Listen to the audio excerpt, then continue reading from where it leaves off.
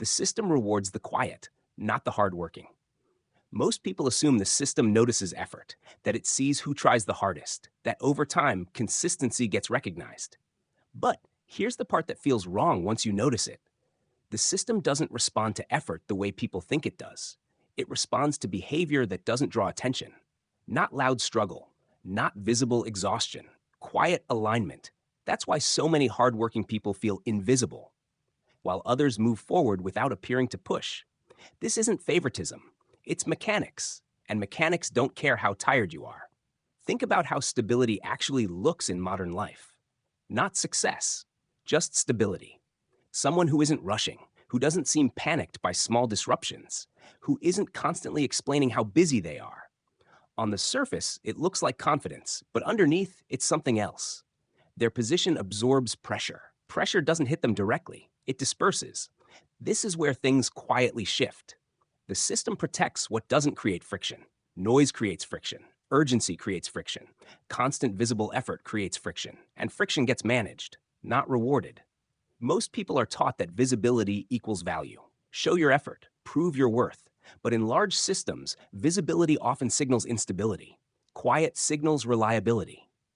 That's why the system doesn't move toward those who push hardest, it moves around them. What's interesting is this pattern doesn't feel fair, but it is consistent. Look at how organizations respond to stress. They don't elevate the most strained parts. They stabilize the calm ones. They don't fix the loudest problems first. They isolate them. This logic scales upward. Individuals who constantly signal urgency get categorized as variable, unpredictable, expensive to adjust around, while those who operate quietly, without disruption, get integrated more deeply, not because they're better, but because they're easier to place. This isn't a moral judgment, it's a system preference. And most people never see it because they're too busy trying to be noticed. Have you ever wondered why effort feels like it matters less the harder you push? That tension isn't imaginary. When effort becomes visible strain, it stops functioning as leverage. It becomes evidence of dependence. Dependence is risky in a system designed for efficiency, so the system minimizes exposure to it. This is the uncomfortable part. Hard work used to signal commitment. Now it often signals vulnerability, not because work lost value, but because context changed. When systems scale, they stop responding emotionally. They respond structurally. They don't ask who deserves more. They adjust around what creates the least resistance. And resistance isn't measured by intent. It's measured by disruption. On the surface, people who move quietly look lucky.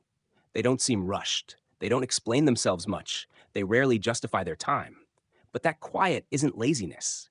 It's insulation. Their position buffers them from volatility. And this is where most people never connect this. The system rewards those who reduce its need to intervene. If you constantly need attention, you create work for the system. If you operate smoothly, the system leaves you alone. And being left alone is a form of reward. Not glamorous, but powerful. This is why advice focused purely on effort feels outdated. It assumes effort still translates directly into outcomes. But now, effort without insulation amplifies exposure. Exposure increases scrutiny. Scrutiny increases pressure. And pressure doesn't move people upward. It holds them in place. This doesn't mean people should stop working. It means the nature of reward changed. Quiet isn't about hiding. It's about not leaking instability. And stability isn't about comfort. It's about position. Few people stop to question this because it challenges deeply held beliefs about fairness. We want to believe the system sees us trying, that it understands sacrifice. But systems don't understand. They process. And processing favors patterns that repeat out interruption. Once you see that, you stop confusing effort with influence. You stop assuming exhaustion equals progress. And that shift alone can change how you interpret your own situation. Not with hope, but with clarity. Most people will never hear this explained clearly.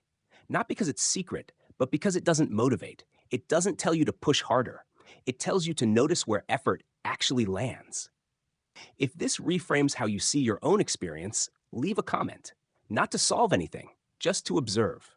And if you want to continue, the next video looks at why money feels harder now, even when nothing obvious changed. Clarity always comes quietly.